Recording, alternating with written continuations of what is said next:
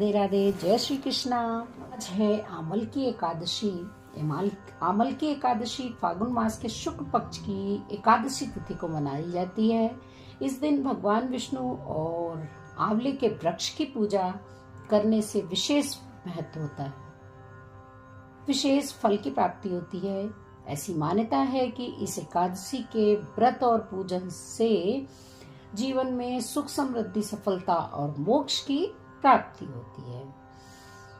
Hello दोस्तों, हमारे channel रंग बिरंगी दुनिया में आप सभी का एक बार फिर एक नई वीडियो के साथ बहुत बहुत स्वागत है। जैसा कि मैं हर बार हर एकादशी की व्रत कथा और महत्व आप लोग को सुनाते रहती हूँ, तो आज है आमल की एकादशी। इसे रंग भरी एकादशी भी कहते हैं।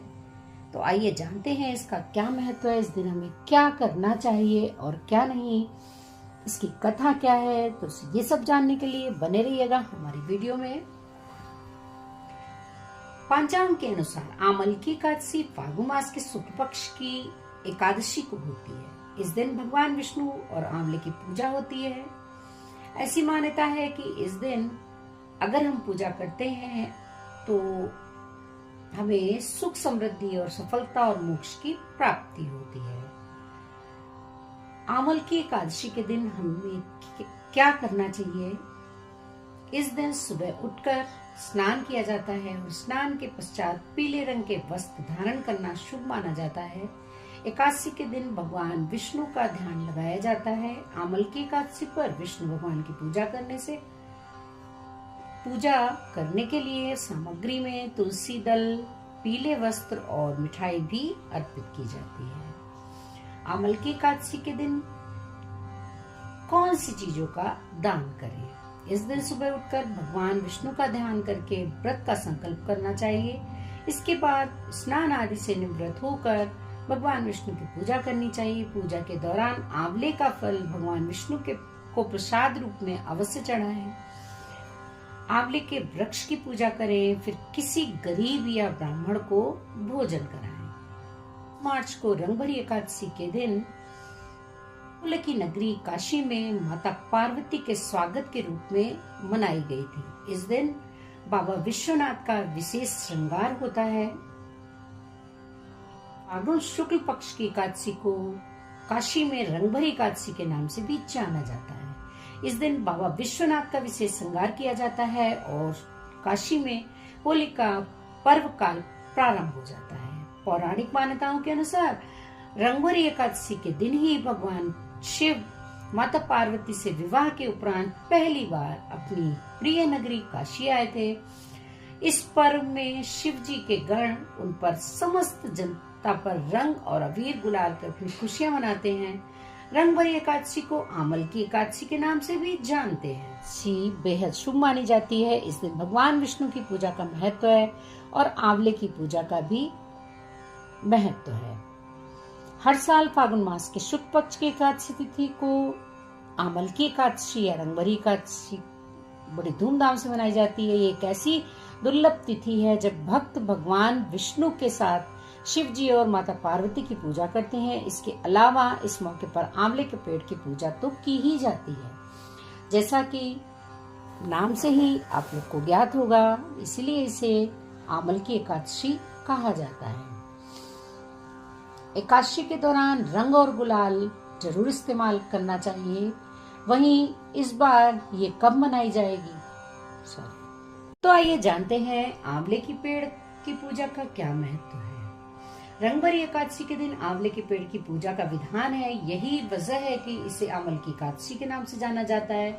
ऐसा कहा जाता है कि इस दिन आंवले के पेड़ की पूजा करने से व्यक्ति को सुख, सौभाग्य और अच्छे स्वास्थ्य की प्राप्ति होती है। इसके अलावा इसके पीछे कुछ पौराणिक कथा भी प्रचलित है। एक बार माता लक्ष्मी धरती लोक पर भ्रमण कर रही थी। उनके मन में भगवान शिव और भगवान विष्णु की पूजा करने का विचार आया, लेकिन विष्णु जी की पूजा करने में तुलसी पत्र का उपयोग होता है और भोलेनाथ जी की आराधना में बिल्व पत्र। इन बातों से ही वे असमंजस में थी, दोनों की पूजा एक साथ कैसे करें। तब देवी को याद आया कि आंवले के पेड़ में तुलसी और बेल दोनों के गुण एक साथ पाए जाते हैं।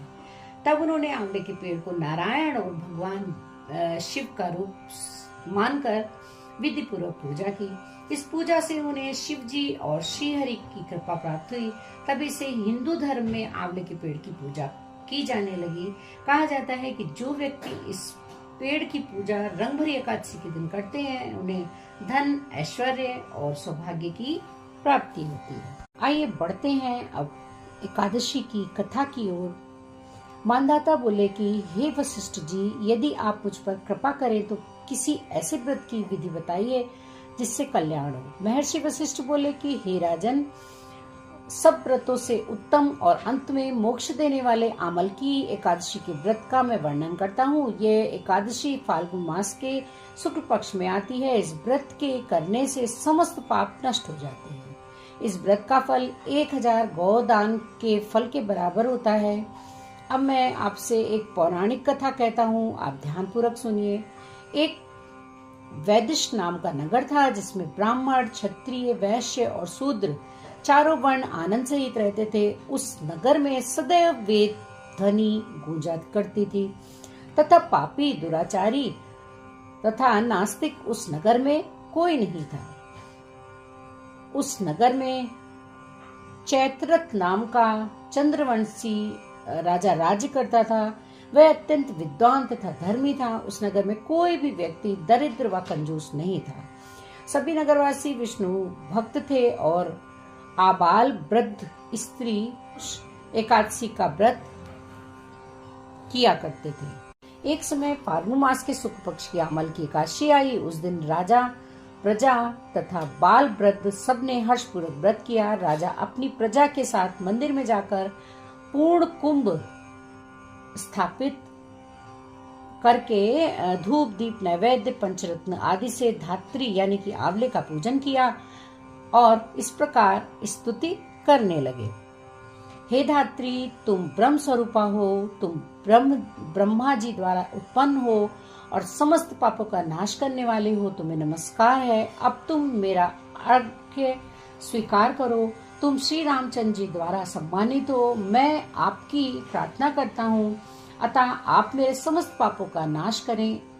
उस मंदिर में सबने रात्रि को जागरण किया। रात के समय वहाँ एक बहलिया आया जो अत्यंत पापी और दुराचारी था। वह अपने कुटुंब का पालन जीव हत्या करके किया करता था। भूख और प्यास से अत्यंत व्याकुल वह बहलिया इस जागरण को देखने के लिए मंदिर के एक कोने में बैठ गया और भगवान विष्णु तथा एकादशी महात्म्य की कथा सुनने लगा।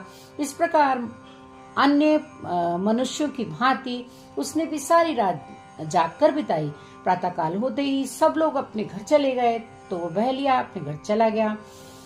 घर जाकर उसने भोजन किया। कुछ समय बीतने के पश्चात उस बहलिए की मृत्यु हो गई। मगर उस आमल की एकादशी के व्रत तथा जागरण से उसने राजा विदुरथ के घर जन्म लिया और उसका नाम वशुरथ रखा गया। युवा होने पर वह चतुरंगिनी सेना के सहित तथा धन धान्य से युक्त होकर 10,000 ग्रामों का पालन करने लगा। वह वसुरथ तेज में सूर्य के समान, कांति में चंद्रमा के समान, वीरता में भगवान विष्णु के समान और क्षमा में पृथ्वी के समान था। वह अत्यंत धार्मिक, सत्यवादी, कर्म वीर और विष्णु भक्त था।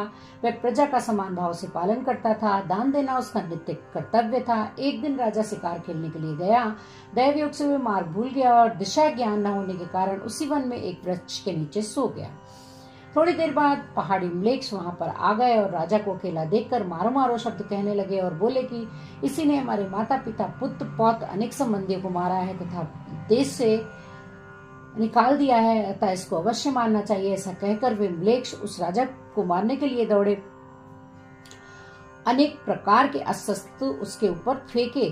वे सब अस्त्र राजा के शरीर पर गिरते ही नष्ट हो जाते और उनका वार पुष्प के समान प्रतीत होता। अब उन वृक्षों के अस्त्र उल्टा उन्हीं पर प्रहार करने लगे, जिससे वे मूर्छित होकर गिरने लगे। उसी समय राजा के शरीर से एक दिव्य स्त्री उत्पन्न हुई। वह स्त्री अत्यंत सुंदर होते हुए भी उसकी भ्रुकुटी टेढ़ी थी। उसकी आंखों से लाल लाल अग्नि निकल रही थी, जिससे वह दूसरे काल की प्रतीत हो रही थी। वह स्त्री म्लेच्छ को मारने के लिए दौड़ी और थोड़ी ही देर में सब म्लेच्छों को काल के गाल में पहुंचा दिया।